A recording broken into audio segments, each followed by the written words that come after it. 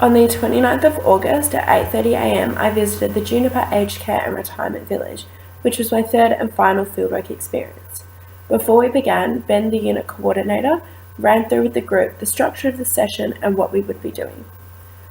We were then taken into the simulation suite where we met one of the volunteers who helped show us the benefits of some of the equipment as well as some things that could be improved.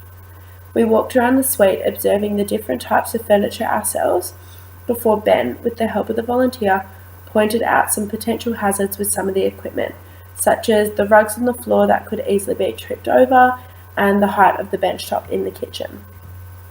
Once we went back into the conference room, Ben chose 2 students to do a practice interview with the volunteer.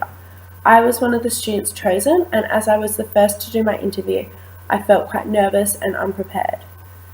Once I started the interview, I gained more confidence and became comfortable with the questions I was asking. After the interviews, the rest of the students gave feedback, both negative and positive, to myself and the other student who conducted an interview. I didn't feel as nervous for this fieldwork visit than I did for the other 2 I previously did. I think because I had already completed 2 fieldwork visits, I was more comfortable and open in what was going to happen. As the session went on, as I said before, I became nervous when Ben chose me to do an interview, just because I had only previously done practice interviews with my classmates or people I know. This was my first interview with a complete stranger, and it took me some time to relax. However, once I completed the interview, I was actually really grateful that I had the opportunity, as it was good practice for the future. A positive about attending the Juniper session was getting to see all of the assistive equipment in a real-life setting.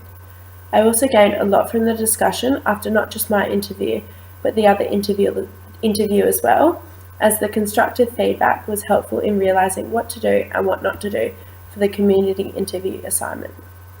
I really enjoyed my experience at Juniper, not just the educational side where we were shown the different types of equipment, but the practical component as well, where I could interact with the volunteer and go through a practice interview with her.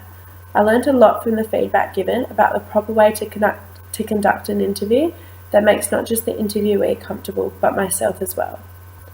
When completing my prac in January next year, I will ensure to put all the skills and advice given to me from my fieldwork visit to Juniper into practice.